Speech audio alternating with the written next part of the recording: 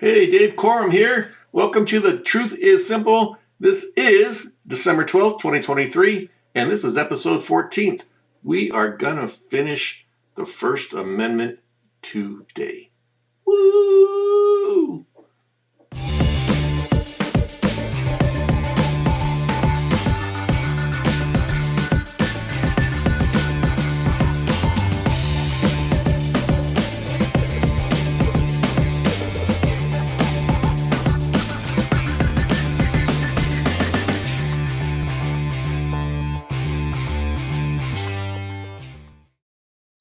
All right, welcome back. So let's finish up the First Amendment today. If you haven't seen this series, go back to the last two. This is part three of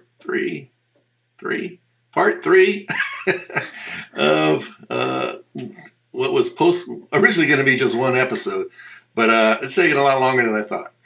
Today we're going to go over, let's talk about what we have already gone over real quick, just to kind of refresh our memories. We talked about the First Amendment's up on the screen there. Congress shall make no law respecting the establishment of religion or prohibiting the free exercise thereof or abridging the freedom of speech, which we've all covered the last 2 weeks, part 1 and part 2. And today we're going to talk about or of the press or the right of the people to peacefully assemble and petition the government for a redress of grievances. So here we go. So today we're going to start off with the root of the word. Here we go, just like I did last week. We saw basically where the press is in there, no abridging the press, no abridging the free speech. We talked about abridging last week, what it meant actually, and so it's make no rules or you can't say anything that will stop somebody from saying something in the press. So anyway, I reworded it and it's up on the screen right there. Congress shall make no law respecting or prohibiting the freedom of the press. Just like we said last week of free speech, Congress shall make no law respecting or prohibiting the freedom of the press. So, of course, I always go to the dictionary and see what that word means, the press. What is the press? Today, anybody could be the press, I guess you could say. But Merriam-Webster puts it this way. The people, such as reporters and photographers, I'm a photographer, who work for newspapers, magazines, and so on. I don't work for a newspaper. I don't work for a magazine, so I guess I'm the so on. I have Video Vegas Productions. I do vlogs. I do posts and stuff of blogs, so a picture with a little story of something. I've done those in the past too, not in the last couple of years. But I've published these on my website and so forth and so on, videovegasproductions.com. Go check it out, which is updated by the end of this year, I hope. Got a lot of new content to put up there and some changes to do. But we're talking about freedom of the press. So did some research, just like I did for the other two areas we talked about. I found some information from a place called Freedom House. Now, when you look up stuff on the internet, it's usually pretty good to kind of figure out who and what they are. So do a little back history, see who's the leaders of the place, who's running it, when it started, and find out just the philosophy. Are they kind of the center of the road, which is where the news industry is supposed to be, or are they far to the left or far to the right? So if they're far to the left or right, take it with a grain of salt. Find some other areas that you can find that's kind of like in the middle, or take the extreme right, take the extreme right, left, and find yourself somewhere here in the center to figure out what's going on. But anyway, Freedom House did a check in 2017 to see where the world's population is as far as free press. And they said only 13% of the world's population enjoys a free press. 13% out of nearly 8 billion people. You might be surprised to find out that the United States is not in the top 10. It's not in the top 20. It's not in the top 30. It is ranked number 37 based upon what they talked, or their survey they did. What do they use to determine it? Free press? Well, media A media environment where political coverage is robust. We definitely have a robust one here. And uncensored. Oh, that could be a problem here. And safe, and the safety of journalists is guaranteed. They're pretty safe here for the most part, I think. So if we're so low, we definitely probably have one of the most robust news gathering countries or agencies in the world. And they're pretty safe here. Nobody's really going to jail or prison or getting hung or shot for their journalistic story or content. There must be a problem with censorship. What do you think about that? That must be our problem. So let's look at the world's 10 worst rated countries and territories. And they may or may not be a surprise to you. Azerbaijan, which used to be an old Soviet Union country in the Middle East. Crimea. Cuba, that little island nation below us. Equatorial Guinea. I can't even say this one. Eritrea. I don't even know where that is. Iran, no big surprise there, huh? How about North Korea? Probably again, no big surprise. And Syria. Oh, there I have two more. Syria, no, probably no surprise there. Turkmenistan and Uzbekistan, which are both past Soviet Union countries. The United States was ranked 37 out of 199 countries and territories, with Norway, Netherlands, and Sweden being the top-ranking free press countries in the world. The United States is 37. Not good. Why is the press in the United States so... this may not be talking directly about the First Amendment, but it's leading us kind of there. Why is the United States so often, or why do we have issues with our media? Why do we have unhonest, propagandized, and so forth media in our country? Well, that probably boils down to who owns it, right? Who owns these companies? Who owns the companies in the world? Well, let's look here. The number one news, believe it or not, I didn't even know this. The number one news company in the world or publisher is Google. Oh, who would have thought Google? Or in the United States. It's not in the world. This is just the United States. They have over 1,700,000,000 views per month. Holy cow. 1 billion. So almost 1/8 of almost 2/8 of the world goes to Google for their information. And they're using Wikipedia as the publisher. I hope you know Wikipedia. Anybody, I haven't done it in a while, but anybody used to be able to get in there and write anything for anything in the world in there. So not so sure the quality of the editing, what's actually real, what's unreal, what's propagandized, what's not propagandized. So just be very careful if you're going to Wikipedia and using that as a resource for whatever.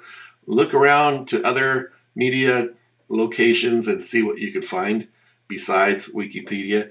I do that with pretty much all my resources. I try to find something that's kind of center lined. Stay away from the right, stay away from the left, and you'll probably be safe. Fox, believe it or not, is ranked number 2, and that's Rupert Murdoch, a multi-billionaire who has most of his investment is in media. There you go. CNN is owned by AT&T. We have EW Scripps TV, Comcast, and Warren Buffett. ABC is owned by Disney, who is currently run by Robert Iger. NBC is Comcast, and that's the Roberts family. Not totally sure who they are, but as I went down this list, they are on here twice, it looks like. They also own or run MSNBC. Not a big surprise, right? They're NBC. They're going to be that one probably as well. Let's see. Viacom, CBS, Redstone is CBS News. Yahoo News is Apollo Global Management. Ooh, global. There you go. Where is their synergy? Probably not in the United States. Comcast, which I just said. NPR is U.S. tax dollars plus donors. So you'll find NPR and PBS is supposed to be a nationally broadcast. Who sets up and decides who runs those two organizations? You guessed it, whoever is in the federal government. That's right. So whoever's in the federal government, and there's rarely any turnover. I know here in Las Vegas that it's run by the school district, PBS locally here. May be similar to where you live in the United States here. Southern California, it's a separate private channel that's government funded, but I'm not actually sure who the operators, owners, and people that run PBS in Southern California. Let's see. Hearst Communications, of course, the Hearst family. Gannett is Gannett Co. Inc., not sure who they are. Forbes is Integrated Whale Media Investments.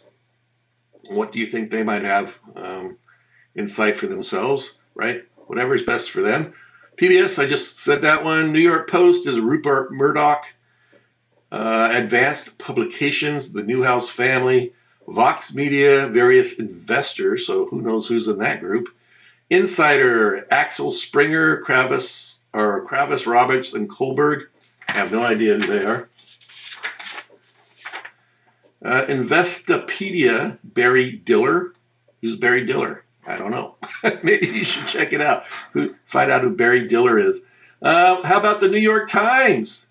That's by the Ox Schluser family. Sorry if I killed their name. Nexstar is local TV news. Perry Sook, don't know who he is. CNET is Red Ventures. Rick Elias, never heard of him. Washington Post, you probably heard of this guy, Jeff Bezos, right? How far left is Jeff? Left, is that left? That's left. That's left for me. And how about PBS? The U.S.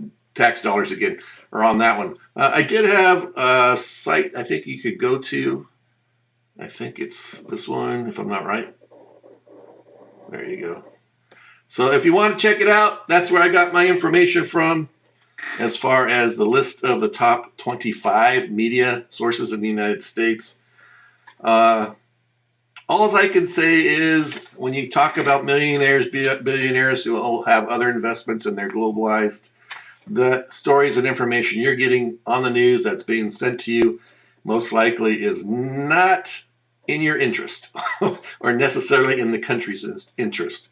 They spend a lot of money giving it to politicians, and so forth. So the politicians in return ask for this, and we'll give you that. Get us elected, back us up, and we'll be your friend forever. So that needs to be fixed in our government. But let's get back to freedom of press, right? Free press. So I would say that there's not really too much of a free press in the United States anymore. Everybody, at least a lot of the big guys, are in it for themselves, not necessarily going after the government like they should be.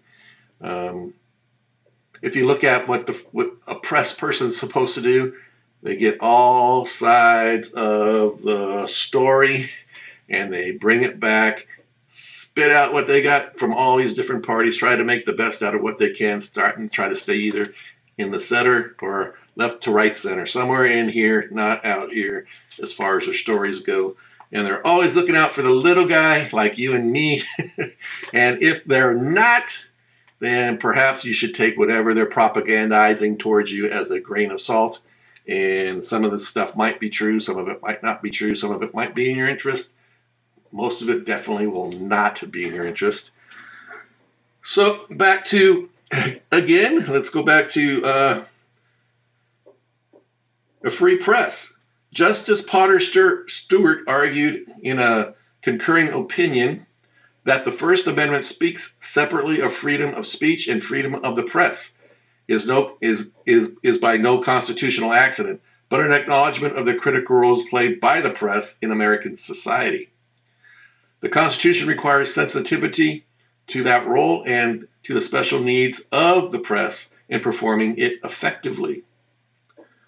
But in a polarity opinion, Chief Justice Warren Burger wrote, the court has not yet resolved whether the issue of the press clause confers upon its institutional press of any freedom from government that restraint not enjoyed by others.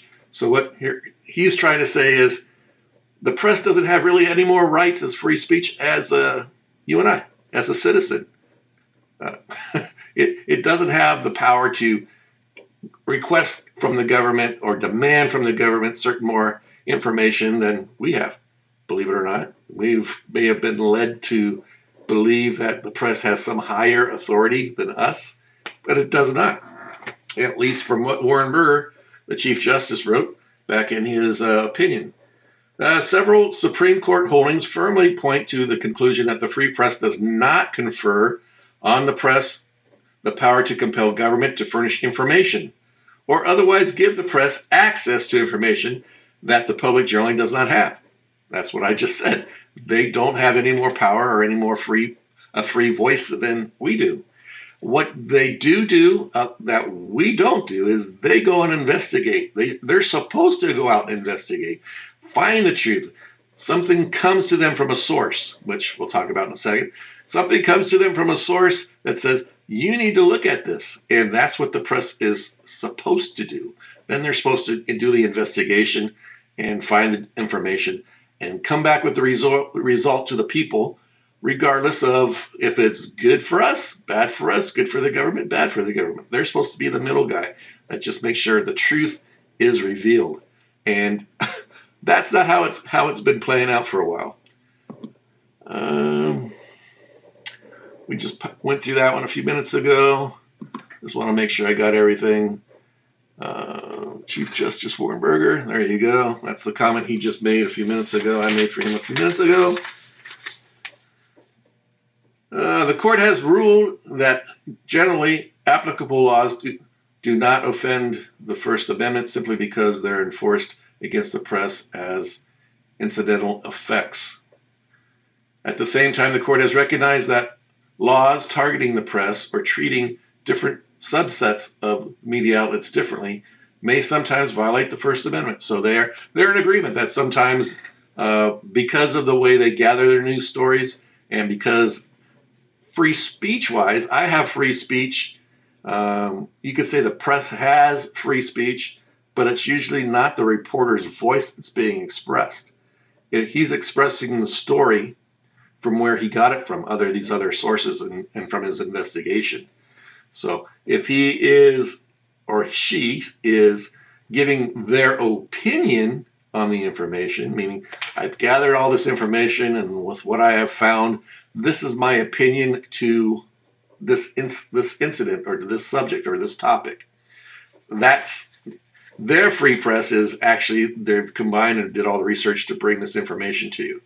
So their individual self was not aware of it. They're not using free speech of it for themselves, but they're using the free speech of the press because they did the information, dug up the story, and brought it to you based upon whatever.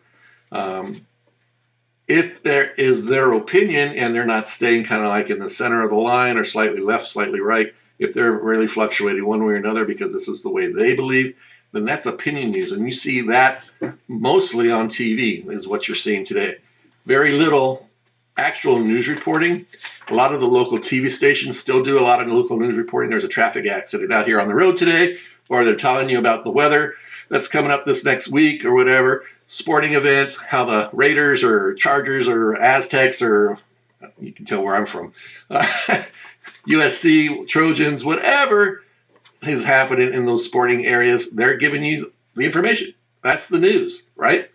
As opposed to my opinion, or I'm telling you that this is how freedom of the press works, this is how free speech works, and it's my way or the highway. No, it's just my opinion. It's maybe not your opinion, but that's what we do nowadays, especially on TV. I don't watch I used to watch a lot of stuff on Fox. I don't barely watch anything on Fox anymore. But a lot of the shows that I did were all opinion shows. I don't know if there's really too much actual news shows on Fox. I don't watch CNN. I don't watch MSNBC. I don't watch any of those other so-called news channels. They're propaganda channels. I don't watch any of those. So I get most of my news from my phone. I get most of my news from on my computer, researching stuff. And that's how I get it. I get stories. There's things like you, I'm sure you're tied into that you get on your phone every day. So, but research and check and verify the information. Don't just think because it's there, it's the truth and it's honest. All right. I think that covers pretty much everything as far as freedom of press. They aren't entitled to any more than basically us, but they go about gathering their information and then bringing it out to public in a public way. I did want to talk about one item, and that was protection of confidential sources. So that's the big issue. You always see a lot of that stuff.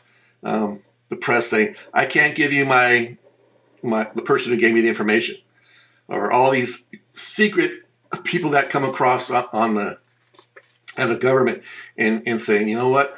I can't give you my confidential source," right?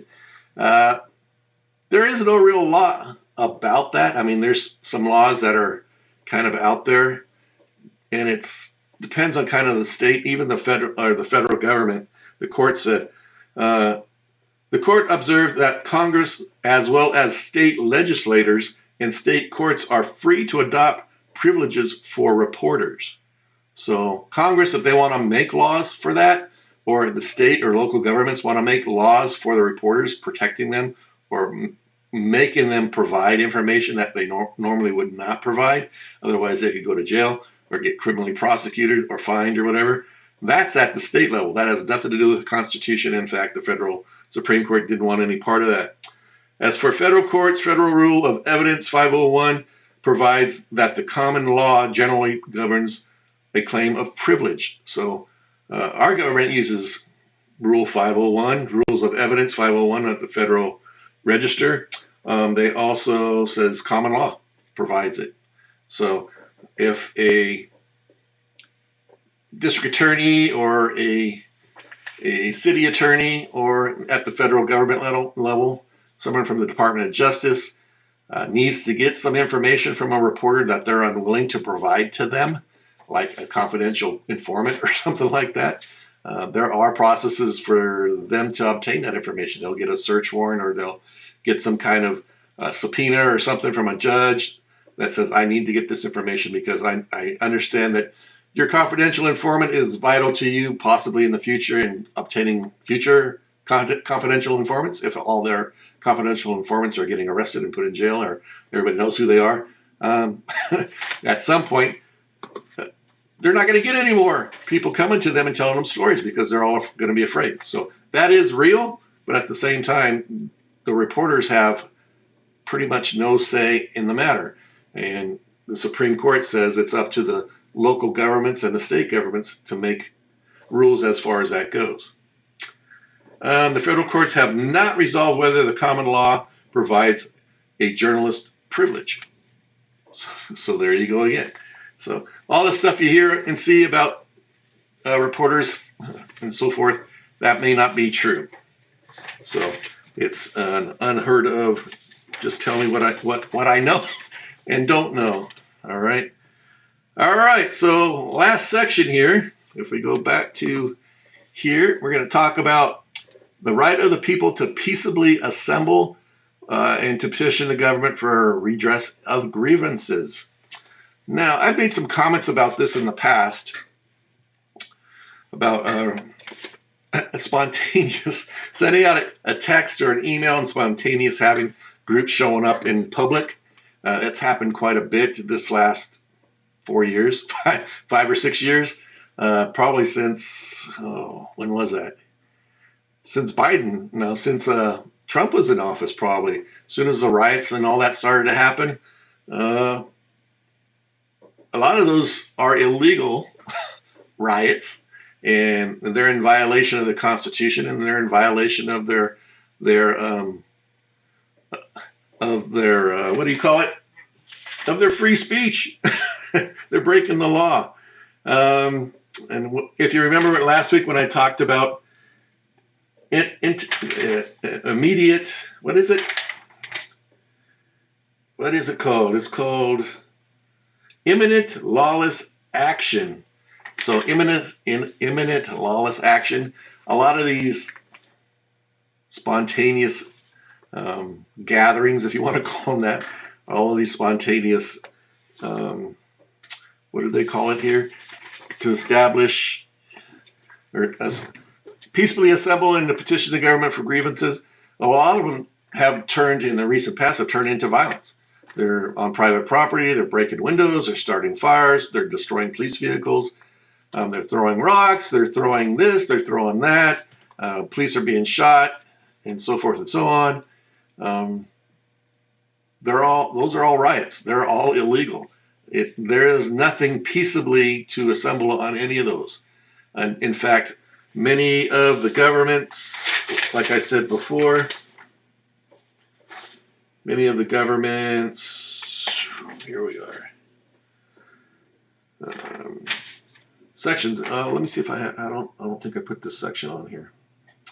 But if you go to www.findlaw.com/civil rights/enforcing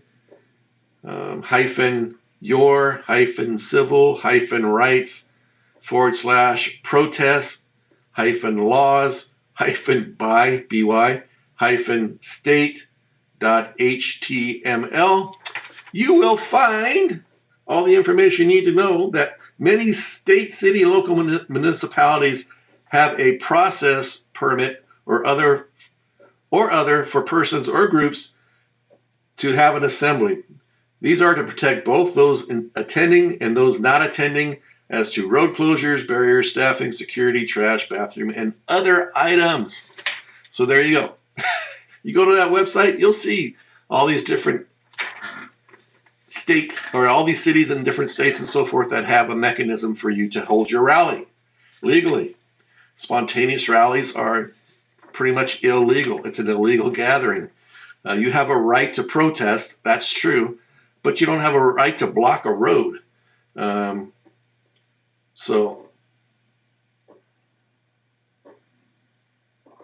the First Amendment to the Constitution grants the right of people to peacefully assemble and to petition the government for redress of grievances. We just went over that. Among other provisions, but as with any right, authorities may place reasonable limits on protest if there is a legitimate concern, such as public safety, which basically all of these, there's legitimate concern for public safety. Just as your right to free speech doesn't allow you to publish damning lies about others, you don't have the legal right to protest in a manner that impedes or endangers others or results in the destruction of or theft of property. And while the content of your speech can't be censored per se, any speech that incites imminent violence or illegal acts may be prohibited. In fact, we already talked about it. It's not covered under the free speech. Therefore, your First Amendment right to protest is balanced against the government's responsibility to maintain order and protect the safety and protect property of others. Bam, there you go. I have not been wrong. I've researched it. I found the information myself and went back. Now it's your turn. So a lot of these things, I made a vlog a couple weeks back regarding a Hamas rally up in, I think it was Portland, and they were blocking the road. People were just going home. Police officers, they have the right to inconvenience you. They have the right to block the road. And that officer was 190% wrong. They do not have that right to block you or inconvenience you. They have a right to protest, absolutely, as long as it's done peacefully, and they obtain the proper permits and processing for doing it. But to spontaneously have a rally, have a protest, have a riot is illegal. All right, so there you go. I think that covers it. I think we finished the First Amendment. Yahoo! It was a lot, but we unpacked it. We did it. I hope you enjoyed my conversation with you on this area. I hope it brought you some information. I hope you could use it going forward, and I hope I inspired you to go look for yourself and see what information you could find. And if you find something that's against what I said, by all means. I'm not an attorney. There again, I didn't write the laws. It's one guy taking the information he's obtained off the internet, is my primary source, and taking common sense and putting it the whole package together for you. I unpacked it. There you go. I'm a teacher. This is what I would do with my class, other than I probably would give you some kind of assignments and homework. I can't do that here. So this is it. All right. You may not like what you heard here, but as my name of my show says, the truth is simple. The truth is out there, and you may not like it, but it's the truth. That's the way things go. So with that said, I'm going to probably take off next week for Christmas, and we'll probably hit you the week of New Year's. So I think New Year's, it'll be the 1st. So I may not come back till the 7th. I'm going to be traveling a little bit for the Christmas holidays. So you guys have a wonderful Christmas, and you have a wonderful New Year's and safe New Year's, and we'll see you in a couple of weeks. All right. Take care. Bye-bye.